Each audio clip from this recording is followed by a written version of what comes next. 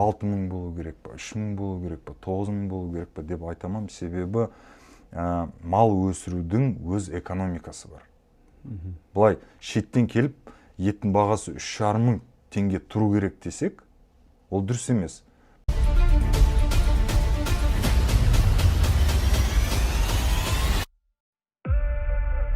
Ассалаумағалейкум әлеумет. Бүгінгі әңгімеміз қызықты болайын деп тұр. Себебі бүгінгі қозғайтын тақырыбымыз бәрімізге таныс, бір жағынан бәріміз білетіндей көрінетін сала мал шаруашылық туралы әңгімелейміз келіп отыр. Ал біздің студиямыздың бүгінгі қонағы Қазақстандағы танымал жас фермер. Бүгінгі күні мына Қостанай облысы Амангелді ауданында Береке шаруа қожалығының басшысы Жәнібек Кенжебаев мырза, қош келдіңіз. Ассалаумағалейкум. Уалейкум ассалам. Енді бәрі малды кім бақпай жатыр деуі мүмкін, бірақ Жәнібек Болатұлының бірнеше ерекшеліктері бар. Біріншіден бұл кісі қаланың тұрғыны бола тұра, қаладағы және мамандығы басқа бола тұра, осы бірден мал шаруашылығына бет бұрып, және оны табысты жүргізіп келе жатыр. Сондықтан әрі бұл кісі әлеуметтік желіде өте белсенді. Facebook, Instagram, TikTokта өзінің парақшасы бар. Қазір экранға жазып қоямыз. Өздеріңіз Жәнібек Кенжебаев деп терсеңіздер, шығады аккаунттары, көрсеңіздер болады. Тіпті алыс деген адамның өзі мал шаруашылығы туралы көптеген мағлұмат алады. Бүгінгі күні сіздің енді мына фермаңызда 7000-дай мал бар екені белгілі, оның жартысы жылқы, және бұрынғы кәсібіңіздің IT саласы болғанда белгілі да, мысалы. Енді бүгінгі күні бәрімізге белгілі, әсіресе ауыл тұрғындары, тіпті қаланың тұрғындарды мынадай бір ой келіп жүрген шындық, мысалы. Мына мал шаруашылығымен айналыссақ, отбасымыз жағдайын түзесек деген ниеттегі адамдар көп. Сондықтан да осы мал шаруашылығына қызығатын адамдардың саны біршама деп ойлаймын. Осыған байланысты дегенде қойғым келіп отырған сұрағым, шынында да бүгінгі күні осы мал шаруашылығымен айналысу тиімді ме? Малмен айналысып баюға, байқуатты өмір сүруге мүмкін нәрсе ме сол? Енді 2026 жылдан бастап мал шаруашылығымен айналысу тиімді деп ойлаймын. Себебі осы биыл ауыл шаруашылығы министрлігі жаңа жобаны шығарды. Комплексный план. Кешенді жоспар жариялады. Мал шаруашылығын дамытудың кешенді жоспарды жариялады, бекітті. Соның ішінде негізі мал шаруашылығымен айналысам деген адамдарға өте көп көмек көрсетіледі. Несиелер 10 жылға дейін беріледі, 6%-бен, 5%-бен, оборотный капитал 5%-бен беріледі. 2 жылдық каникулдары бар. Содан кейін даму қоры 85%-ға дейін кепіл береді, сол несие алушыларға. Бұның бәрі мүмкін нәрсе ме? Өзі көп айтылады ғой, жиынтық жасалып жатыр, соны қарапайым адамдар ала ала ма? Сияқты фермерлер. Әрине, мысалы енді мен білуімше қазір 3 жоспарды жариялады. Бірінші программа игілік, екіншісі береке, үшіншісі жайлау. Игілік пен береке, келсем, ірі қожалықтарға арналған несие осы 2 программа аясында шетелден мал сатып алуға болады, осы программамен. Ал жайлау деген программа, ол как раз таки осы қарапайым ауыл тұрғындарына Торғай өңірін, Арқалық жақты, Ұлытау жақты көтерем деген сол жерден мал шаруашылық бизнесін ашам деген адамдарға арналған. Биылға осы программаға 50 миллиард теңге бөлінеді, және 150 жаңа ферма ашуға болады. Енді бүкіл Қазақстанға арналған программа ғой, бірақ Ұлытау, Арқалық және Торғай өңірлері приоритетіне болып табылады. Сол біріншісі сол, екіншісі еттің бағасы көтеріліп жатыр. Көбісіне ұнамайды. әсіресе қала тұрғындарына қиындау енді әсіресе баға көтерілген. Бірақ енді біз ауыл тұрғындар туралы ойлау керекпіз ғой. Дұрыс па? Солардың жағдайы туралы. Малмен айналысады. Малмен айналысады. Мысалы бізде қазір Қазақстанда 20 миллион адам тұрады ғой. Оның 7,5 миллионы ауыл тұрғындары, оның ішінде 300 мың отбасы мал шаруашылығы арқасында өмір сүріп жатыр, күн көріп жатыр. Сол малдың арқасында балаларын мектепке береді, киім алып береді, тамағын алып береді, үйін ремонттайды, мысалы. Ауырған кезде емделеді. Осы тазы малдың арқасында. Шынында да мынау қызық нәрсе де, парадокс. Еттің қымбаттағаны жалпы халыққа, көпшілікке тиімсіз. Бірақ сол етті өндіретін кәсіпкерлерге тиімді. Осындан алтын аралығы қандай болу керек, ара салмағы мысалы? Бағасын айтып жатырмын, еттің бағасы қандай болу керек? Екі жақты да бір қанағаттандырады. Енді мен бір сұхбатта 10-12 мың теңге деп айттым, бірақ ол жалпы экспорттық баға туралы әңгіме жүргізіліп жатқан. Шетелге шығатын баға. Бірақ журналистер енді өздеріңіз білесіздер ғой, халыққа қызықтау болсын, көбірек айқай-шу шықсын деп кішкене басын кесіп тастайды, содан кейін енді халықтың жауы болып шыға келесің. Бірақ енді нақты бір бағаны айтамаймын. Мысалы 6 мың болу керек па, 3 мың болу керек па, 9 мың болу керек па деп айтамам. Себебі мал өсірудің өз экономикасы бар. Бұлай шеттен келіп еттің бағасы 3,5 мың теңге тұру керек десек, ол дұрыс емес. Біз қандай заттарға мән беру керекпіз? Мал өсіру үшін жанар май алу керек, шаруашылық.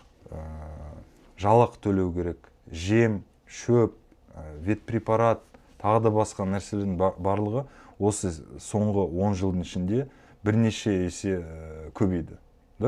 Мен мысалы өзім мал шаруашылығына 2018 жылы келдім. Сол кезде арпаның бір тоннасын 25 мыңнан 45 мыңға дейін осы коридорда сатып алатын. Қазір бір тонна арпаның бағасы 85-90 мың. Былтырлары қуаңшылық болған кезде оның бағасы 130 мың теңгеге дейін көтеріледі. Екі есе. Ал еттің бағасы практически бір деңгейде тұр. Енді жылына ары кетсе 5-10%-ға нетеді, өседі, бірақ 2 есе, 3 есе деген баға жоқ. Сондықтан менің айтарым, енді біз мал шаруашылығымен айналысатын кәсіпкерлер, фермерлер, қарапайым ауыл тұрғындары өзіне тиімсіз бағаға сатамайды. Себебі егер еттің бағасы арзан болып, ал сырьевая база дейміз ғой, сол сырьенің бағасы көтеріліп жатса, онда біз не істейміз? Біз малды етке тапсырып, қожалығымыз жауып, қалаға кетеміз. Дұрыс қой? Жұмыс іздеуге, стройкаға, таксиге, доставкаға. Ал енді бүкіл ауыл тұрғындары малдың бәрін сойып, қалаға кетсе, онда не болады? Онда көрші елдер границасын жауып тастаса, онда ашаршылық басталып кетуі мүмкін. Дұрыс қой?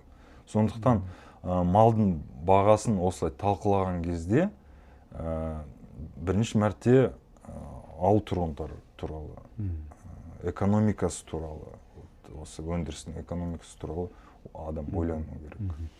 Жақсы, Жәнібек Болатұлы, дегенмен біздің енді мына қазақ үні подкастының өз аудиториясы бар, 50 мыңнан аса бүгінгі күні.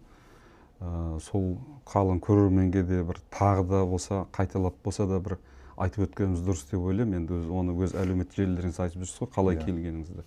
Бірақ дегенмен қалай келдіңіз, қалай басталды, неліктен осы мал шаруашылығын таңдап алдыңыз, және қандай қиындықтар бар, мысалы малмен айналысам деген адамдардың алдында қандай қиындықтар болады.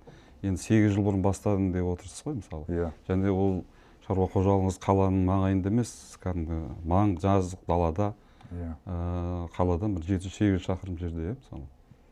Осының бәрі қалай басталды? Шынымен малмен айналысып бүгінгі күні осындай жақсы нәтижеге жетуге бола ма? Өйткені көп адам қазір, мысалы сіздің рилстарыңызды көріп отырған адам, әлеуметтік желілердегі, бәрі оңай сияқты, ана көріп отырған адам қызығып кетеді. Қаланың адамдары, мысалы, мына бір жалақыға телмірген тіршілігін қолын бір сілтеп тастап шынымен айдалаға мал бағып кеткісі келіп кәдімгі сондай ойға дейін барады. Вот сол менің мақсатым сол ғой. Өзіңіз мысалы IT саласында жұмыс істеп жүрсіңіз, иә? Осы қалада, Астана қаласында. Жалпы ең басынан бастасақ, мен қала тұрғынмын. Қалада туып өстім.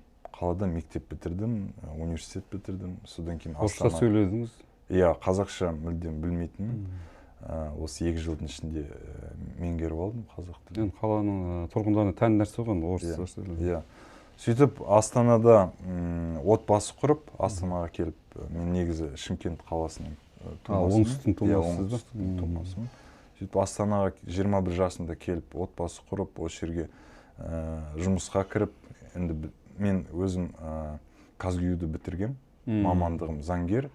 Сол кездің жастарының арманы ол прокуратурада жұмыс істеу, налоговыйда жұмыс істеу, тіпті енді мүмкіншілік болып жатса министрлікке кіру. Сөйтіп менде сол жастардан айырмашылығым жоқ тұғын, менде арманым министрлікке жұмысқа тұру. Сөйтіп осы Астанада бірнеше жыл ғылым және білім министрлігінде жұмыс істедім, индустрия министрлігінде жұмыс істедім. Соны көріп, ішкі несін, кухнясында мемлекеттік қызметтің ішкі құрылысын көріп түсіндім. Бұл жерде маған жол жоқ. Себебі енді связь керек, ағалар керек, таныс. Ол кезде ондай нәрсе болған жоқ. Сондықтан бір орында біраз отырып қалдым. Енді ары қарай бизнеске кетем деп шешім қабылдадым. Квазигосударственный сектор дейміз ғой, квазигосударственный сектордан жұмыстан шығып, бизнеске бардым. Оның ішінде IT саласы болды, бірнеше IT стартап іске асырдым. Одан кейін биотехнология саласы болды, робототехника саласы болды. Үстіп 30 жасыма дейін 9 жыл эксперименттің ішінде жүрдім. Бірнеше саланы көріп, бірнеше бизнес түрлерін көріп, сөйтіп 30 жасыма келіп, бір ой келді маған. Ары қарай не істеймін? Бір мамандықты таңдау керек қой, бір кәсіпті таңдау керек. Әрқашан осы 1-2 жыл сайын жұмысты ауыстыра бермеймін ғой. Ауыстыра берсем енді рост болмайды, өсім болмайды да. Сондықтан бір саланы таңдайыншы деп бүкіл жұмыстарды, бүкіл жобаларды тастадым бір жылға. Бір жыл жұмыс істемедім. Бір жылдың ішінде мен зерттедім. Экономиканы зерттедім, нарықты зерттедім. Өте көп историкалық нелерді, литератураны оқыдым. Тарихи кітап. Тарихи кітапты, иә. Біздің қазақтың тарихына көп мән бердім. Вообще жалпы қандай халықпыз, кәсібіміз қандай, кезінде біздің ата-бабаларымыз не істеген деген сұрақтарға жауап алдым. И маған ботайская культура дейді ғой. Ботай мәдениеті. Ботай мәдениеті көз алдыма келді, түсті. Соны оқыған кезде археологтар осы қанша жыл бұрын білмеймін енді. В общем, первые признаки одомашнивания лошадей нашли. Сол Петропавл, Северо-Казахстанская область жақта. Жылқыға бас білдіріп міну ғой алғашқы. Жылқыны пайдалану көлік ретінде. И енді біз көшпенділерміз ғой. Ата-бабаларымыз өмір бойы малмен айналысқан, жылқымен айналысқан. Біздің бүкіл мәдениетіміз, тарихымыз осы жылқымен біте қайнасқан. Байланысты. И мен ойладым, енді ал көрейік қазіргі уақытта не болып жатқан ауыл шаруашылық саласында деп. Статистикаға кірдім, бірнеше мақалаларды оқып, үлкен отчеттарды оқыдым осы біздің салаға байланысты. И біраз қызық нәрсе білдім. Біріншіден, біз бүкіл әлемдегі осы жайылым жердің көлемі бойынша 5-ші орында тұрмыз. 182 миллион гектар жайылым жер бар екен. Оның тек қана 40% ғана егерілген, меңгерілген. 40%. И то сіз статистиканы білесіз, ол статистика 100% нақты ақпаратты бере алмайды ғой. Менің ойымша сол кезде мен ойладым, ол 40%-дан да төмен, мүмкін 20-30% ары кетсе игерілді, қалғаны бос тұр. И осындай енді пазлы сложились дейді ғой. Жайылым жер бойынша бірінші орындардың арасындамыз. Екіншісі оның көбісі игерілмеген. Үшінші енді тарих бойынша біздің кәсібіміз, основной кәсібіміз мал шаруашылығы еді. Соны бәрін түсініп, шешім қабылдадым. Болды, мен ауыл шаруашылығына барам. Бірінші фермаға барып мал бағып көрем өз қолыммен. Содан кейін тәжірибе жинағаннан кейін жүйелі түрде осы мәселені шешіп көргім келді. Жалпы сол кезде біздің саламыз ВВП дейді ғой, ВВП. Ішкі жалпы өнім. Ішкі жалпы өнімнің ішінде тек қана кішкентай пайызын ғана алады. 4% бүкіл ауыл шаруашылығы. Ал мал шаруашылығы оның ішінде еще меньше, одан да төмен. И осының бәрін нетсеңіз, анализ жасап көрсеңіз, енді сұрақ бірден пайда болады.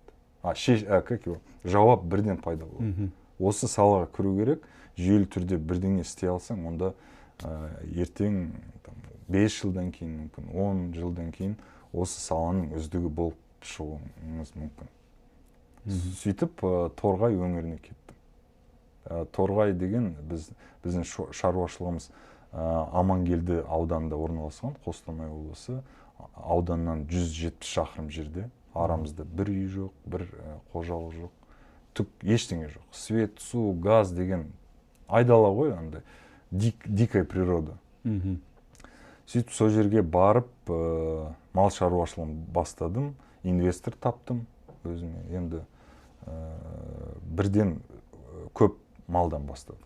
800 бас қой сатып алдық, 1000 бас жылқы сатып алдық, және 300 бас ірі қара сатып алдық. Содан бері 8 жыл өтті.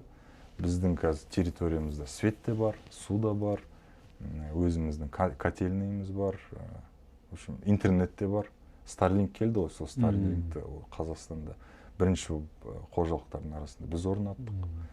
Рилстерден көріп отырмын, әлеуметтік желіде видео саласы ғой, сонда қарап отырсам, бүгінгі күннің бүкіл техникалық, ғылыми, экономика мүмкіндіктерді пайдаланыпсыз. Мысалы, жарықты, күн панельдерін пайдаланасыз, мысалы, тағы қандай. Сондай мүмкіндіктерді тиімді қолданғансыз да, мысалы. Оны енді қаладағы білімнің арқасында. Жалпы, неге Торғайға қалай барып жүрсіздер, неге Торғай деген? Қалай барып қалдыңыз? Торғайды таңдаған себебіміз тоже не просто так, жайдан жай таңдаған жоқпыз. Мен айттым ғой сізге, салаға жай просто мал шаруашылығы үшін барған жоқ, мал үшін барған жоқ, жалпы жүйе үшін бардым. Жаңадан жүйе ойлап табуға. Ал енді Қазақстанда барлығы өзінің үйінің қасында жер алғысы келеді. Ауылдың қасында, қаланың қасында жер алғысы келеді. Бірақ ол жерлердің бәрі уже егесі бар. Біріншіден, екіншіден уже деградацияға ұшыраған. Ол жерде бір дұрыс жайылым жер жоқ. И енді мен осы әлеуметтік желі арқылы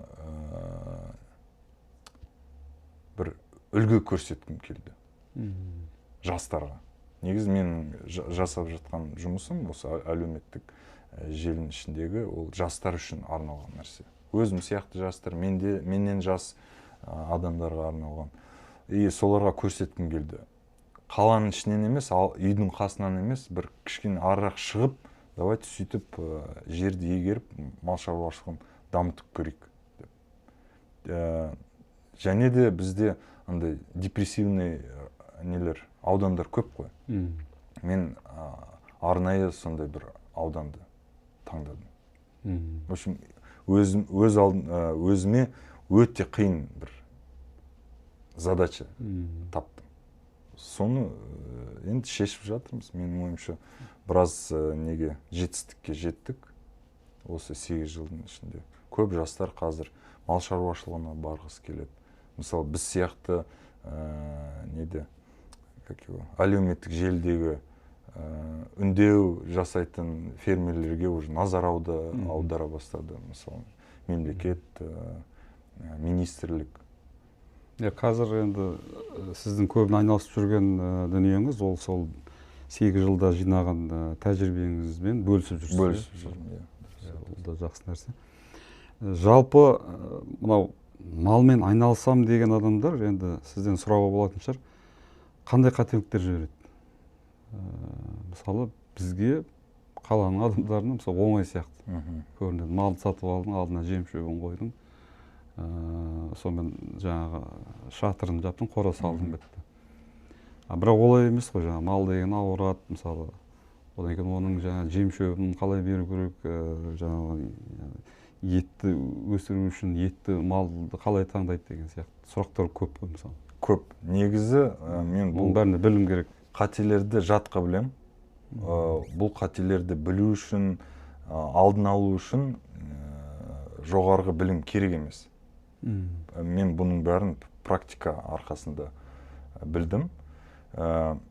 Енді бірден бәрін еске түсіре аламын ба, түсіре алмаймын ба білмеймін, бірақ енді соған жобалап көрейін. Біріншіден ветеринария саласын түсіну керек адам. Әр аурудың алдын алу керек. Кейбіреулер ойлайды, ладно, там екпе салмай қойын, ауырса емдей салам деген ол дұрыс емес. Себебі, мысалы, яшур деген ауру бар. Яшурға қарсы вакцина салынбаса, онда яшур бүкіл осы малдың 100%-ын, қожалықтағы малдың 100%-ын нетеді, поражать етеді. Бәріне жұғады.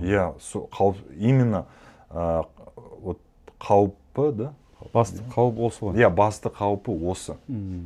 Мысалы, кейбір аурулар 10%-ын заражать етеді, 20%-ын заражать етеді. Ал яшур деген нәрсе ол аусыл, қазақша. 100%-ға дейін заражать етеді. Ал 100% ауырса, он бітті. Кем дегенде бүкіл малдың 20-30% өледі. Ал емделмесе бүкіл барлығы. Баяғыдағы мал бір жұттық дейтін сол ғой. Бірінші мәселе сол ветеринария. Аурулардың алдын алу керек, вакциналардан қорықпау керек. Вакцина салған кезде еттің дәмі өзгермейді, еттің сапасы өзгермейді. Наоборот, екпе салынған малдың еті таза болып саналады. Ал, ладно, яшур адамға жұқпаса, бруцеллез деген ауруды естіпедіңіз. Бруцеллез адамға жұғады. Буындарына әсер етеді. Хронический заболевание еще емделмейді. Бүкіл өмір бойы адам организм ішінде жүреді. Бірінші мәселе сол. Екінші мәселе ол селекция. Селекция мәселесі. Ауылдарда селекция дегенді білмейді. Мысалы, енді бәрі неде кезекпен бағады ғой. Кезекпен бағады, или бүкіл ауыл мал жинап бір жерге жайылымға бір атарға қосады. Ол мал жыл бойы бір-бірімен араласып жүре береді. И жылдан жылға сайын осы малдың сапасы төмендей береді. Бойы кішірейеді, салмағы кішірейеді, жалпы денсаулығы нашар болады, врожденные всякие заболевания, сондай аурулар көп болады. Сондықтан 2 жыл сайын ауыстырып тұру керек производительдерді. Бұқаларды, қошқарларды, айғырларды.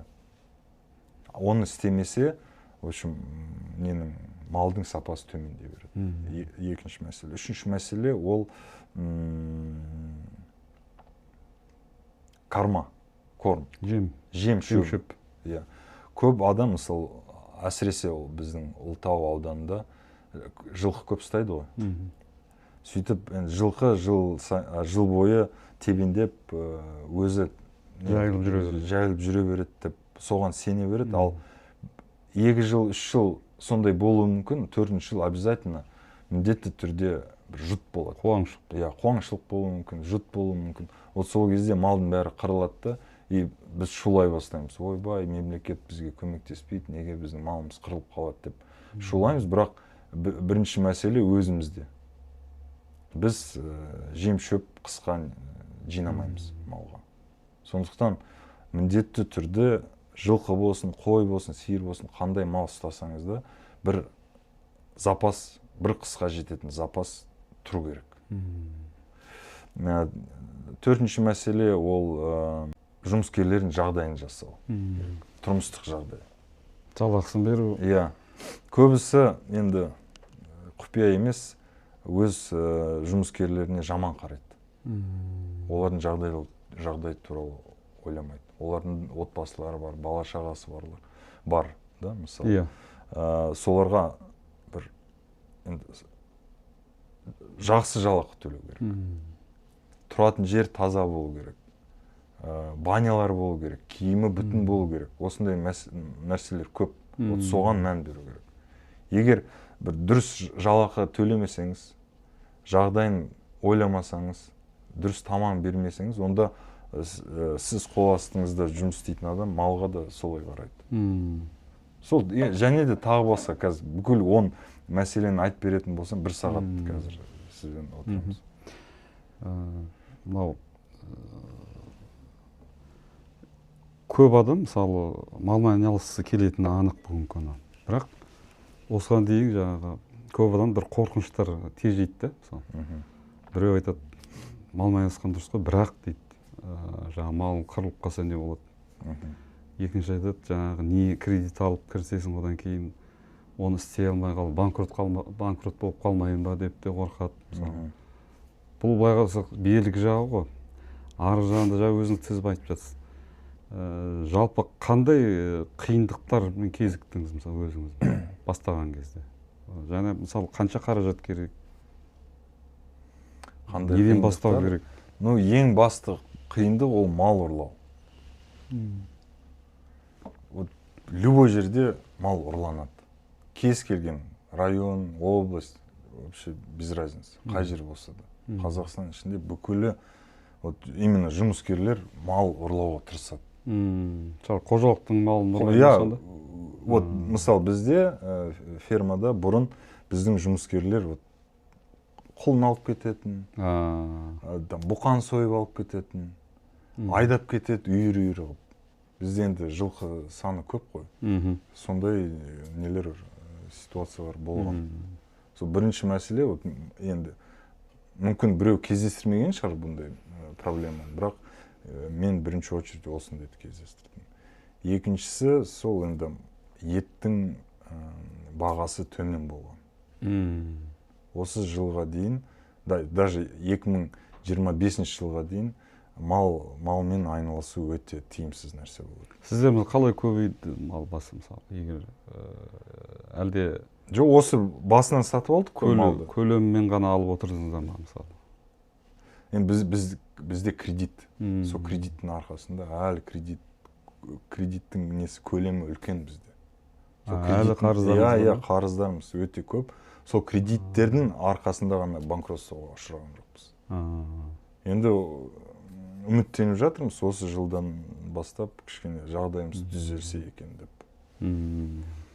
Ал енді өндіріп жатқан еттеріңіз мысалы қайда жіберіп жатсыздар? Біз нарықта сатамыз, оптом, 3D жаппай сатамыз. Сыртқа шығарасыздар ма, сырт елдерге? Жоқ, біз қазір Қазақстан ішінде. Шет елге сатпайтын боламыз. Бұрын мәжбүр болдық шет елдеріне сатуға, мысалы Өзбекстанға, себебі олар бағаны кішкене жоғарырақ беретін. Біздің кәсіпкерлермен салыстырғанда. Қазір уже бірдей болып тұр. Енді бүгінгі күні мысалы біраз тәжірибе жинадыңыз ғой, мысалы сұрағым келіп отырған, жалпы елімізде осы ауыл шаруашылығы, оның ішінде мал шаруашылығының болашағы қандай негізі? Бар ма болашағы? Әрине. Өркендетуге бола ма? Негізі мал шаруашылығының перспективасы зор. Себебі біздің қасымызда почти 1,5 миллиард халқы бар, Қытай бар. Олардың ішкі нарығының өндірісі сұранысты нете алмайды. Қанағаттандыра алмаймыз. Сол. Содан кейін енді жалпы Юго-Восточный Азия сол жақтың мемлекеттерінің халқы өсіп жатыр. Индонезия бар, 200 миллион адам. Ол жақта мал онша өспейді ғой. Ол жерде мал онша өспейді, халықтың саны өсіп жатыр, ал етті олар импорттауға мәжбүр болып жатыр. Енді Қазақстанда неге сол сұранысты біз ішкі қажеттіліктің өзін қанағаттандыра алмай отырмыз, бүгінгі күні мысалы. Әлде жеткілікті ме ет? Енді 2024 жылдың статистикасын білем. Біздің жалпы ішкі потреблениеміз 500 мың тонна болды. Оның ірі қараның малы, еті туралы айтып жатыр. 450 мың ғана өндірілетін. Сонда 50 мың тоннасы басқа елдерден алып келінетін. Белоруссия нарығынан, Россиядан. Енді жалпы малдың санын көбейту керек. Не болса да. Экспортқа шығамыз дейміз ба, ішкі сұранысты қамтамасыз етеміз дейміз ба. Не болса да малдың саны көбейту керек. Малдың саны көбейген кезде мүмкін баға түседі етке. Жақсы, жаңа біз айтып өттік қой әңгіменің басында, енді сіз жаңа жиған тәжірибеңізді білгендеріңізді үйретіп жүрсіз. Дала кент деген жобаңыз бар, осы жоба аясында. Мысалы, не нәрсені үйретесіздер? Ол үйретіп беріп жатқан білімдеріңіз мынау жастардың мал шаруашылығына келуіне ықпал етіп жатыр ма? Жастар бар ма қызығып жатқан? Әрине, осы бүгінгі таңда біз 2 жылдың ішінде, осы Дала кент деген жобаны 2 жыл бұрын бастаған. 2 жылдың ішінде 1000-нан астам кәсіпкерді үйреттік. 1000 кәсіпкер келді бізге. Жылына где-то 4-5 іс-шара жасаймыз, 50-100 адамнан жинаймыз бір аудиторияда. 3 күн бойы үйретеміз. Қалай үйретеміз? Не үйретеміз? Не үйретесіз? Жалпы осындай мал шаруашылығы кәсіп деген не екенін түсіндіреміз. Оған қалай келуге болатын, қандай қаражат керек, қандай мал, қандай өңірге тиімді, малды қалай вакцинациялау керек, қалай егу керек, содан кейін қаншама төл алу керек. Мысалы, бұл статистика бойынша орташа есеппен Қазақстанда 100 сиырдан 52-54 бұзау алады екен. Орташа есеп. Ал ақш нарығын алсақ, ол жерде 85-90 бұзау алады.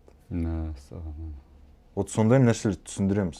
52 деген ол жақсы нәрсе емес. Әріптестер, давайте жоғарғы деңгейге жетейік.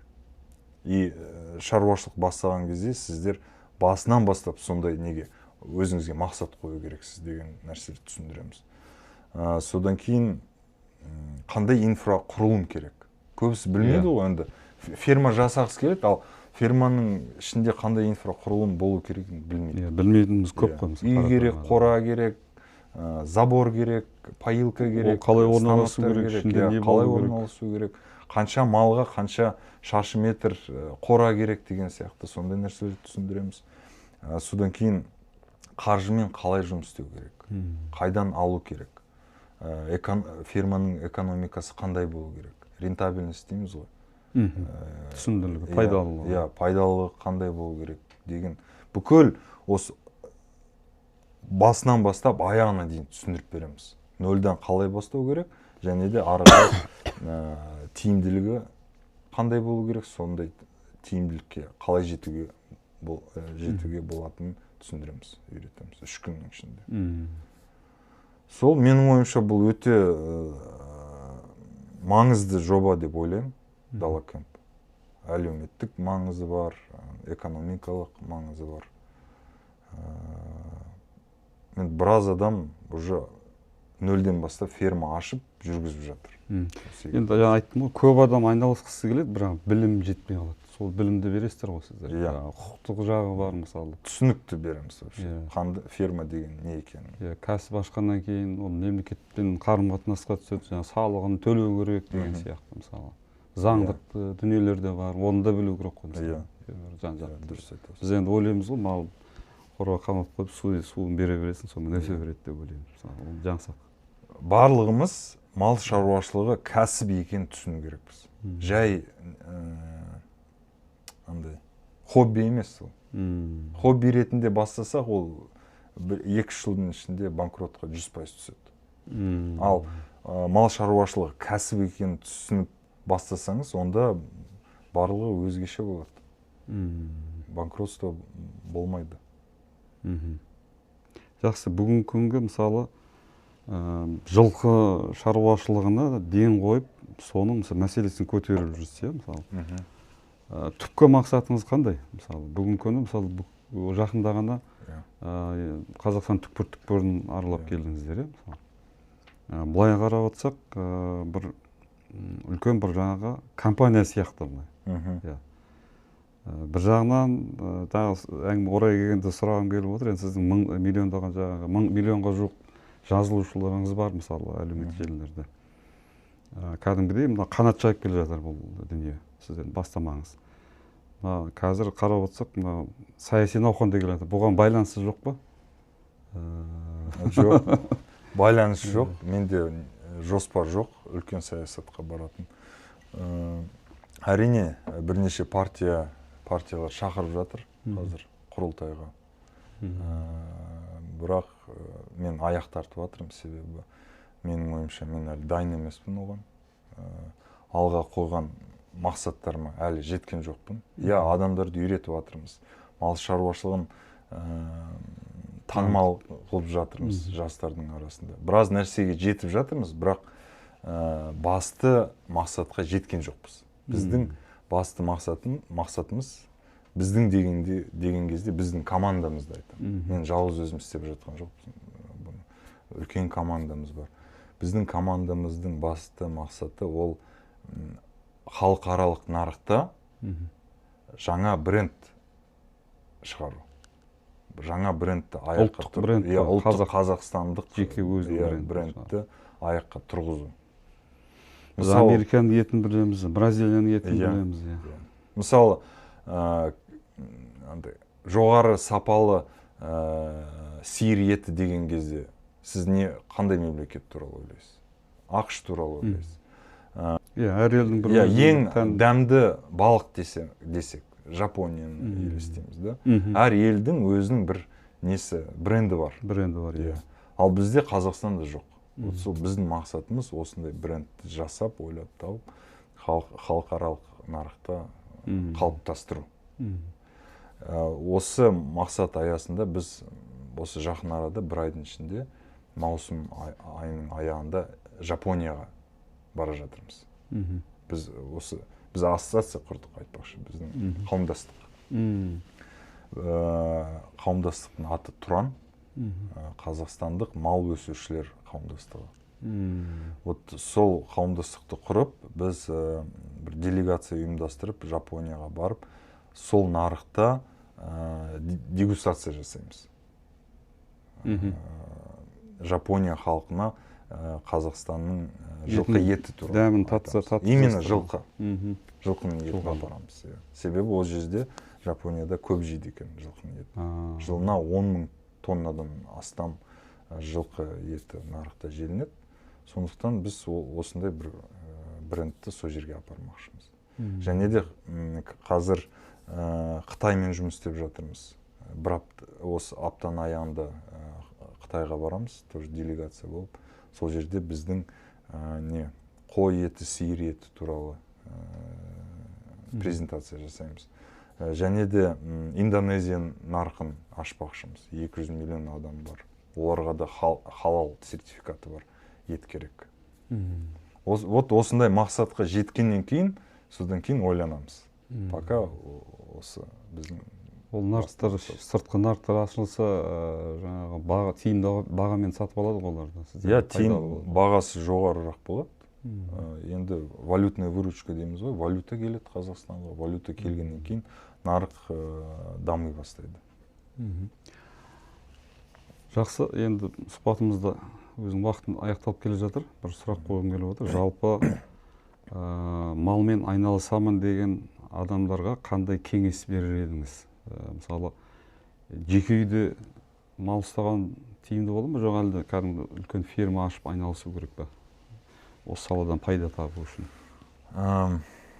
Енді жеке қосалқы шаруашылықтан бір орташа фермаға өсуге. Біріншіден, жеке қосалқы шаруашылықтан орташа фермаға өсуге кеңес бергім келеді.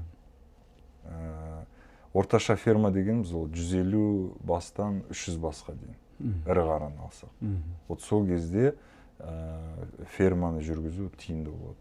Осындай ферманың арқасында дамуға болады, жағдай жасауға болады, өсуге болады, жалпы тиімді нәрсе. Ол жайылым керек болады одан кейін, Жайылым жер көп қой енді Қазақстанда. Мысалы, біздің айналамызда, біздің ферма орналасқан жерде 900 мың гектар бос жер бар. Тек қана біздің фермамыздың айналасы. Үкіметтен ешқандай қиындықсыз, ақысыз алуға болады? Иә, ақысыз. Ол ашық түрде жарияланады, ол конкурстар. Сол конкурсқа қатысып, 1000, 2000, 10 мың гектар қанша жер керек мемлекет бөліп береді. Және де осы кешенді жоспар шығып жатыр. Сол жоспар аясында қаржыландыру алуға болады. Еттің бағасы жоғарылап жатыр. Осы нәрселердің барлығы бір сұраққа жауап береді. Тиімді ма, тиімді емес пе? Тиімді деп ойлаймын. Сол бірінші орташа фермаға ауысу керек. Екіншіден, енді бұл кәсіп қой, әр кәсіпте өзінің рисктары бар. Әр кәсіпте риск бар. Енді рисктен қорқа берсеңіз, онда кәсіпке бармай, бір жерде наемный работник болып жұмыс істей беру керек. Жалдамалы болып жұмыс істей бересің. Ода да ешқандай жаманшылық жоқ. Бірақ енді мал шаруашылығымен айналысым келеді. Рисктерді қабылдаймын дейтін адамдар болса, онда ойланбай бару керек. Ашу керек мал шаруашылығы. Түсінікті. Қазір жастар келіп жатыр ма? Мысалы, келіп сіздердің ақыл кеңестеріңіздің нәтижесінде бір жемісін көріп жатқан адамдар бар ма? Мысалы, айналысып, осы малмен айналысып. Әрине, көп. Қазақстан түкпір бойынша ғой сіздер. Ақтөбеде жаңа шаруашылықтар ашылып жатыр.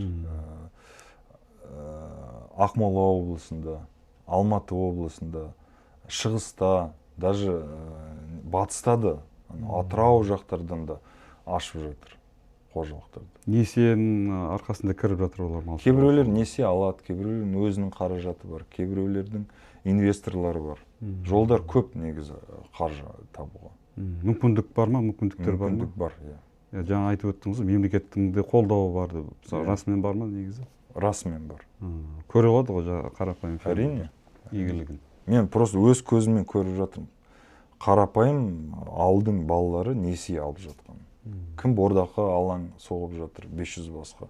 Кім андай репродуктор дейміз ғой, жай шаруашылығы ашып жатыр, 100-150 бас сиырға.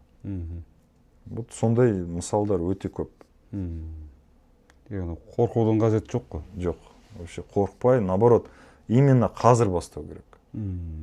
Мынандай арзан қаржыландыру көп болмайды. Осы 5 ары кетсе, 5 жылдың ішінде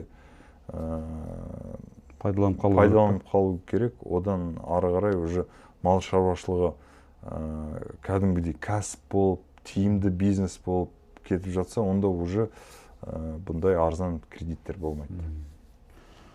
Жақсы, рахмет. Жәнібек Болатұлы, мына келіп білгендеріңізді айтып жатырсыз.